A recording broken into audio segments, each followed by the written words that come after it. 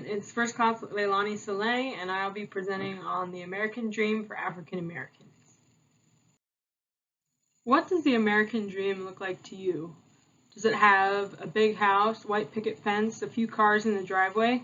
Now think, what do the people in your version of the American Dream look like?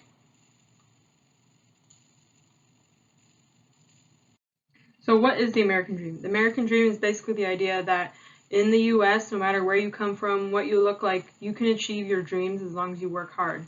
But with that, and we recognize that the American Dream is possible for all, we must recognize the racial, institutional, and systemic racism that create obstacles for African Americans to achieve this dream. This is where Carl Lindner comes from, the neighborhood that the youngers are trying to move in, and basically offers them a lump sum of money for them not to move in. Carl represents racial oppression that discourages African Americans from realizing the American dream and promoting housing segregation. I'll also focus on the scene and focus on Walter in relation to the American dream and African American women and how their dream can rely on their man.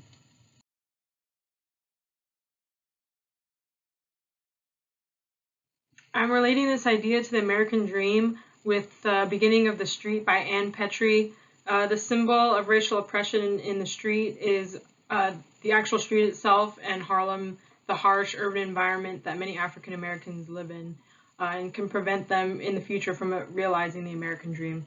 Similar to where Ludi is living, she's living in a small apartment in the inner city. The younger family is also living in a small apartment in the city of Chicago.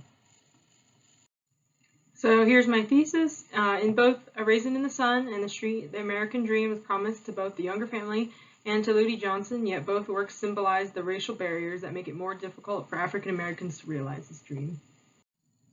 So here's a reading of part of Act 3 with Walter and Mr. Lindner. Well, Mr. Lindner, we called you because, well, me and my family, we here are very plain people. Yes. I mean, I've worked as a chauffeur most of my life, and my wife here, she does domestic work in people's kitchens, and so does my mother. I mean, we're very plain people, yes, Mr. Younger? Well, my father, well, he was about a laborer for most of his life. Yes, I understand. Back to the contract. And my father almost beat a man to death once because he called him a bad name or something, you know what I mean? No, I'm afraid I don't. Yeah, well, what I mean is we come from people who had a lot of pride. I mean, we're very proud people, and that's my sister over there, and she's going to be a doctor, and we're all very proud. Well, I'm sure that's very nice, but what I'm telling you is that we called you over here to tell you that we are proud in this. Travis, come here. This is my son, and he makes the 6th generation of our family in this country, and we've thought about your offer. Well, good. And we've decided to move into our house because my father, he earned it for us, brick by brick. And we don't want to make no trouble for nobody or fight no causes, and we'll try to be good neighbors, and that's all we got to say about that, but we don't want your money. I'll take it that you've decided to occupy. That's what the man said. Then I would like to appeal to you, Mr. Younger. You're older and wiser, and you understand things better, I'm sure. I'm afraid you don't understand. My son said we was going to move, and there's nothing left for me to say. You know how these young folks is nowadays, mister. Can't do a thing with them. Goodbye. As I mentioned earlier, racial oppression is symbolized in both works that can get in the way of the American dream for African Americans.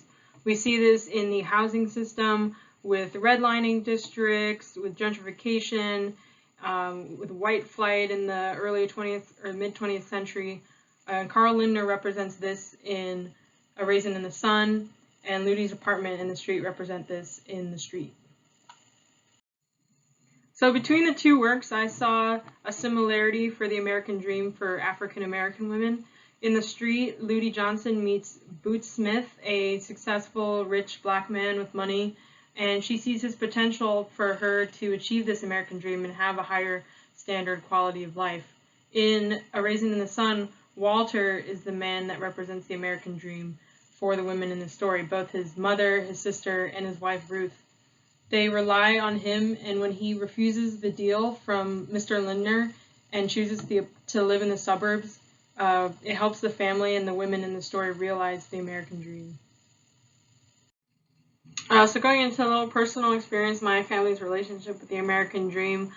Just like Ludi, her son, and the younger family live in a black neighborhood, in a neighborhood with people of their same ethnicity. My mom and dad both grew up partly in California, and mostly a Filipino neighborhood that was on the lower end side because most Filipinos can't afford to live in the nicer suburban areas, especially in California, being it's so expensive. And then the second part about women in the American dream. My grandmother married my grandfather. She loved him, but also partly because he joined the Coast Guard, and this enabled him to get U.S. citizenship, and it enabled her to get herself and the rest of her family to the U.S. and start to chase that American dream.